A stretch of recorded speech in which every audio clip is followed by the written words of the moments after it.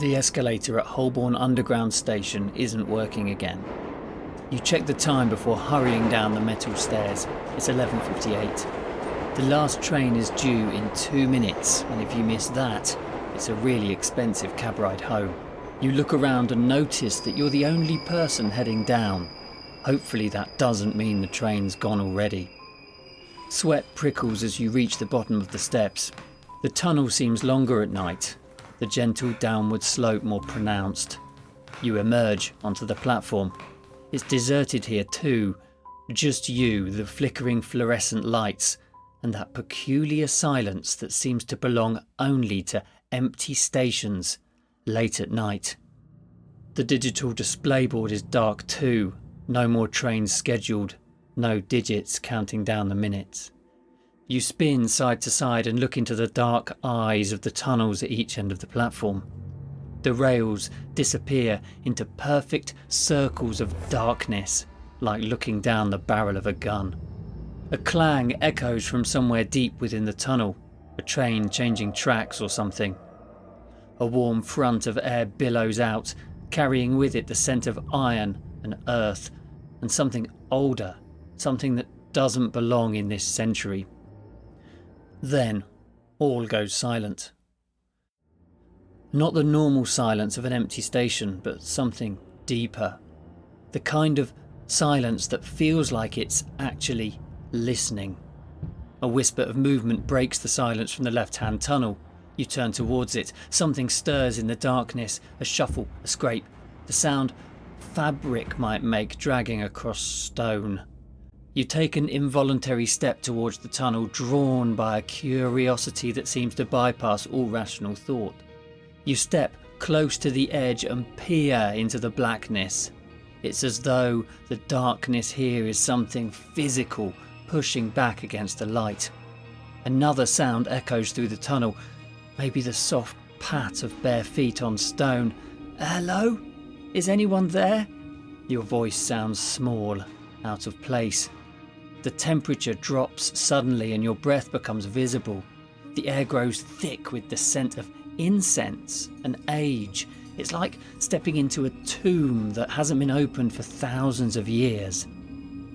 Then you see her, emerging from the darkness like a photograph developing in reverse. At first, she's just a pale outline. Then details slowly bleed into view. The elaborate headdress, the fine linen wrapped close to her body, golden bands at her wrists and ankles.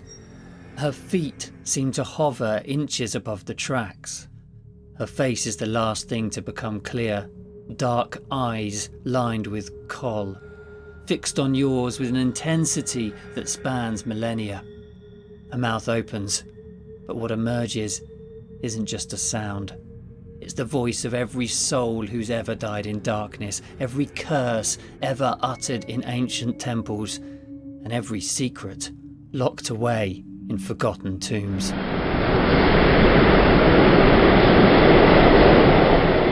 First, let's get one thing straight. In London, we call the metro the Underground.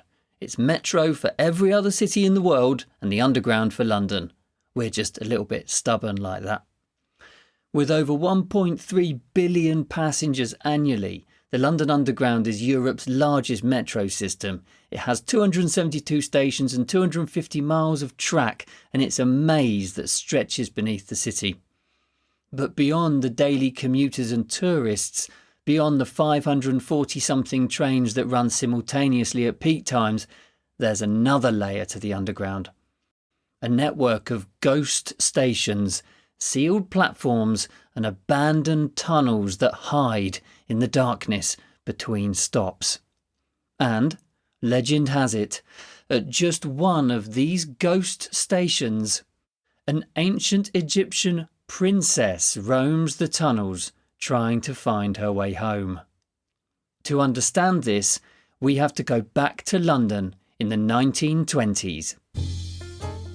The discovery of Tutankhamun's tomb in 1922 captured the world's imagination. Suddenly, everything Egyptian was in vogue. Art Deco designs borrowed from Egyptian motifs. Fashion embraced the exotic look of the pharaohs, and the British Museum's Egyptian collection became one of the city's biggest attractions. But along with this fascination came fear. When Lord Carnarvon, the financial backer of Tutankhamun's excavation, died mysteriously just months after the tomb was opened, newspapers worldwide buzzed with talk of the mummy's curse. The story gained even more traction when Sir Arthur Conan Doyle of Sherlock Holmes fame suggested that ancient Egyptian priests might have placed supernatural guardians to protect their tombs. By the time several other members of the excavation team died under various circumstances, the public was convinced. The Daily Express ran headlines warning about the dangers of disturbing ancient Egyptian artifacts. Some even claimed that hieroglyphic inscriptions specifically warned, "Death shall come on swift wings to him who disturbs the peace of the king." Then, in 1933, with developments to the London Underground, it was decided that the station that served the British Museum, home to loads of Egyptian artifacts, remember, was no longer needed. The trains were diverted, and the station was sealed off from the outside world.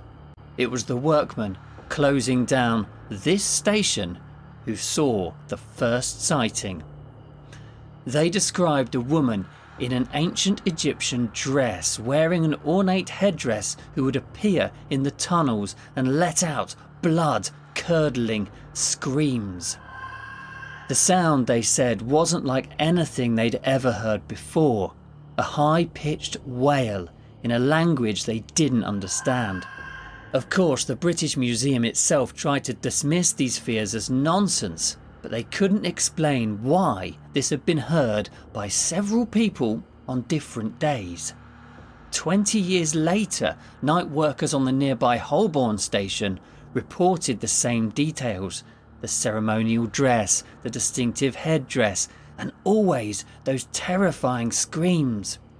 In the 1960s, the same story. Track maintenance workers this time refused to go into certain sections of the tunnel after multiple encounters with what they described as an ancient Egyptian woman floating above the tracks. And even in recent years, the sightings have continued. Late-night passengers at Holborn Station regularly report seeing this figure disappearing down the tunnel towards the old museum station.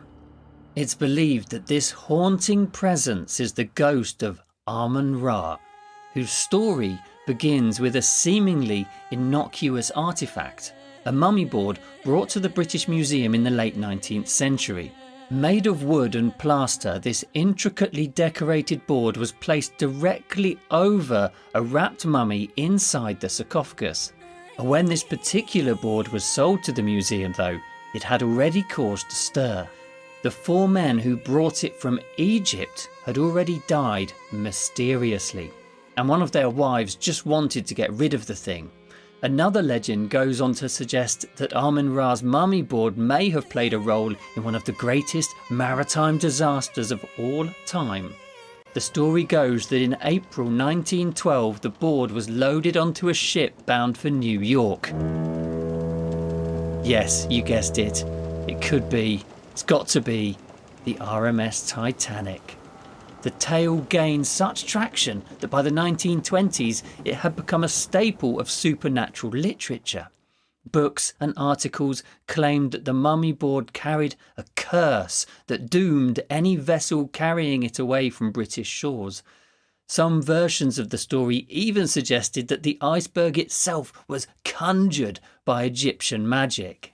However, there's one small problem with this part of the captivating tale. According to the British Museum's record, that mummy board never left their collection. Not in 1912, not ever. The most common theory, though, is that is Amun Ra wandering the tunnels, searching for her way back to Egypt. Others suggest she's protecting the ancient artifacts stored above her in the British Museum, her spirit standing guard over the treasures of her civilization. So, if you're ever at Holborn Station rushing for that last train, listen for the sound of ancient footsteps and watch for movement in the shadows. If you hear screaming in a language that hasn't been spoken for thousands of years, well, maybe it's just the wind in the tunnels, maybe it's the echo of trains in the distance, or maybe, just maybe, Amun Ra is still there, walking the dark passages beneath London, searching for her way home.